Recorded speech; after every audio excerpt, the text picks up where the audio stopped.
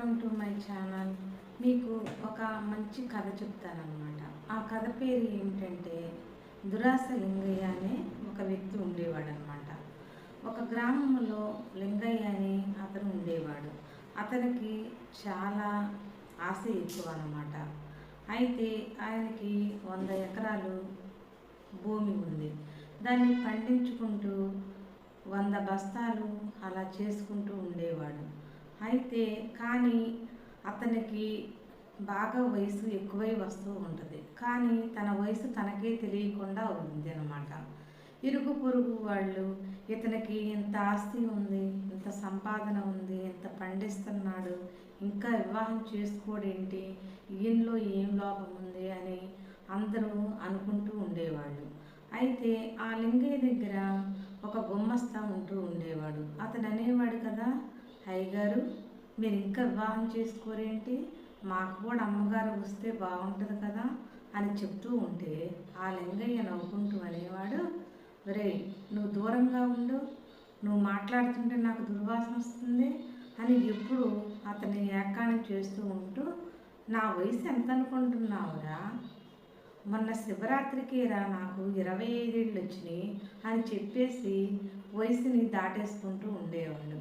అయితే అలా ఉంటూ ఉండగా ఒక రోజున వేరే వెంకటాపురం గ్రామం నుంచి ఒక వెంకటాద్రి అనే కూతుర్ని ఇస్తానని కబురు పంపిస్తాడనమాట. అయితే సరేనని చెప్పేసి పిల్లని చూడటానికి బయలుదేరి వెళ్తూ ఉంటారు. అయితే అతని దగ్గర ఉన్న గుమ్మస్తాని, ఒరే శంబయ్య నేను పెళ్లి చూపులకు వెళ్తున్నాను రా, ఎడ్ల బండి రెడీ చేయి, ఇద్దరం కలిసి వెళ్ళి పిల్లని చూసొద్దాము, మన ఊరిలో అసలు నాకు వివాహం అవ్వట్లేదని అందరూ నానా విధంగా అంటున్నారు అని చెప్పేసి ఇద్దరు ఎడ్ల బండి మీద పక్క గ్రామానికి పెళ్లి చూపులుగా బయలుదేరి వెళ్తూ ఉంటారనమాట. వెళ్తూ ఉండగా ఎడ్ల బండి తోలి అతన్ని అంటాడు కదా, ఏం ఎడ్ల బండి తోలటోరా, ఇలా తోలితే నేను పెళ్లి చూపులకు వెళ్ళినట్టే, స్పీడ్ పెంచరా అని చెప్పేసి అని అంటే అతను ఆ ఎద్దుని ఒక్కటిచ్చేసరికి ఎడ్ల బండి స్పీడ్గా వెళుతూ ఉంటుంది. అలా వెళ్తూ ఉంటే ఈ లింగయ్యకి చెమట పడుతూ ఉంటాయి. ఒరే నా పెళ్లి చూపులు అక్కడ కాదు ఇక్కడ ఎడ్ల బండిలోనే అయ్యేటట్టు ఉన్నాయి, ఒరే స్పీడ్ తగ్గించరా, పెంచమన్నానని ఎంత సీటు కాదు పెంచేది అని చెప్పేసి అంటడం. అలా అంటూ ఉండగా అలా ఇక పెళ్లి చూపులకి వెళ్తారు. అక్కడికి వెళ్ళిన తర్వాత ఈ లింగయ్యకి పెళ్లి చూపులు అంటే చెమటలు పడుతూ ఉంటాయి. అయితే ఆడికి వెళ్ళాక అంటాడు కదా, ముందు అమ్మాయిని చూపించండి, నేను అమ్మాయిని చూసుకోవాలి అని చెప్పేసి అంటాడనమాట. అమ్మాయిని రెడీ చేసి తీసుకొస్తారు. లింగయ్యకి కుర్చీ వేస్తే కూర్చోకుండా కింద కూర్చుంటాడు. అయ్యో బాబు నువ్వేంటి కింద కూర్చుంటావు, పైన కూర్చోనాయనా, నీ కుర్చీ వేస్తేనంటే నేను నేల తల్లిని నమ్ముకున్నాను, నేను కిందే కూర్చుంటాను, అమ్మాయిని కూడా నేల మీద కూర్చోబెట్టండి అని అడుగుతాడు. అప్పుడు సరేనని చూపిస్తారు. ఒకరికి ఒకరు నచ్చి ఈ పెళ్లి చూపులు ఇద్దరికి ఓకే అయ్యి అనమాట. సరే నాకు అర్జెంటుగా అమ్మాయి నచ్చేసింది, పెళ్లి ముహూర్తం చూసి మా ఇద్దరికి వివాహం చేయండి, నాకు 100 ఎకరం మాగాణి ఉంది అని చెప్పేసి వెళ్ళిపోతారనమాట. అతని దగ్గర చేసే గుమ్మస్తా ఈయన కలిసి ఇద్దరు యథావిధిగా వెళ్తూ ఉంటారు.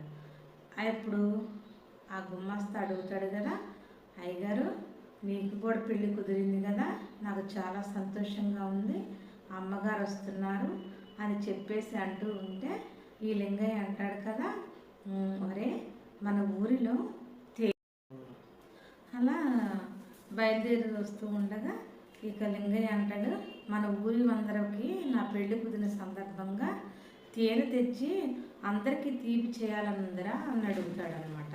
మన ఊరిలో ఎక్కడ దొరుకుతుందిరా తేనె మంచిగా, ఒక ఇంతకుముందు ఒక మల్లయ్య తాత అని అతను తేనె అమ్మేవాడు, అతని దగ్గరికి వెళ్ళి తేనె తీసుకురారా సాంబయ్య అని చెప్తాడు అనమాట. ఇద్దరు అలా ఎడ్ల బండి మీద నడుచుకుంటూ వచ్చి మాట్లాడుకుంటూ ఉంటారు. అయ్యగారు ఇప్పుడు తేనె ఒరిజినల్ది దొరకట్లేదు మనకి. బెల్లం పాకం బట్టి అందులో కలిపి తేనెనిస్తున్నారంట.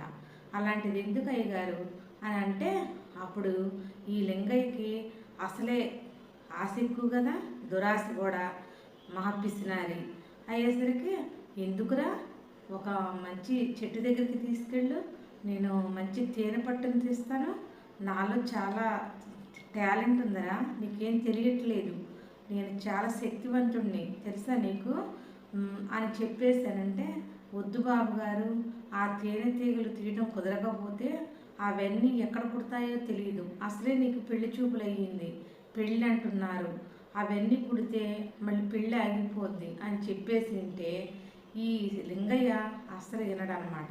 వామ్మో, అదంతా కొనాలంటే చాలా డబ్బులు అయింది, మళ్ళీ ఎందుకు, నేనే ఆ తేనెని తీసుకెళ్ళి అందరికి ఇస్తే ఆ డబ్బులు మిగిలితేనే మనసులో అనుకుంటూ ఉంటాడు. అంత దురాశ అనమాట ఆ లింగయ్యకి. అయితే సరేనని చెప్పి పక్క వాళ్ళని అడిగి ఒక కర్ర, ఒక బకెటు తీసుకురారా తేనె తీయటానికి అని చెప్పేసానంటే, సరేనని చెప్పేసి బాబుగారు సరే అని చెప్పేసి వెళ్ళి పక్క వాళ్ళని అడిగి ఒక కర్ర, ఒక బకెట్ తీసుకొస్తాడు. ఈ లింగయ్య ఆ తేనె తుట్టి కాడికి వెళ్ళి ఆ కర్ర పెట్టి తేనెల్ని ఈగల్ని ఇలా దులుపుతూ ఉంటాడనమాట. అలా దులుపుతూ ఉంటే ఆ ఈగలు వచ్చి ఎక్కడ కుడతాయి అంటే ఈపు మీద, ఒంటి మీద, మొహం మీద కుడుతూ ఉంటాయి.